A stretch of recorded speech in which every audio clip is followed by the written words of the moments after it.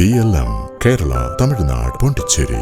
ലോകകപ്പ് ഫുട്ബോൾ ഫൈനലിനോടനുബന്ധിച്ച സംസ്ഥാനത്തെ വിദ്യാഭ്യാസ സ്ഥാപനങ്ങൾക്ക് തിങ്കളാഴ്ച അവധി പ്രഖ്യാപിച്ചു.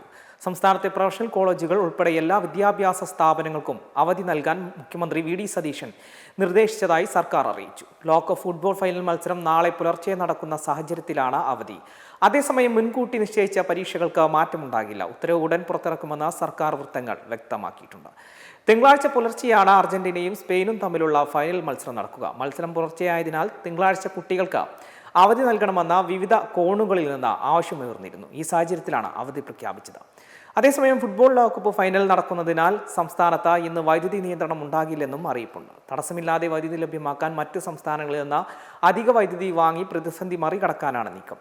200 മെഗാവാട്ട് വൈദ്യുതി വാങ്ങാൻ റെഗുലേറ്ററി കമ്മീഷൻ ശനിയാഴ്ച അനുമതി നൽകിയിരുന്നു. റൗണ്ട് ക്ലോക്ക് അടിസ്ഥാനത്തിൽ വൈദ്യുതി വാങ്ങാനായിരുന്നു നിർദ്ദേശിച്ചിരുന്നത്. കൂടുതൽ വൈദ്യുതി ലഭ്യത ഉറപ്പാക്കാൻ മറ്റ് മാർഗങ്ങളും KSEB തേടുന്നുണ്ട്. വൈദ്യുതി പ്രതിസന്ധി കണക്കിലെടുത്ത ദിവസങ്ങൾക്ക് മുൻപായിരുന്നു വൈദ്യുതി വാങ്ങുന്നതിനായി KSEB റെഗുലേറ്ററി കമ്മീഷന് അപേക്ഷ നൽകിയത്.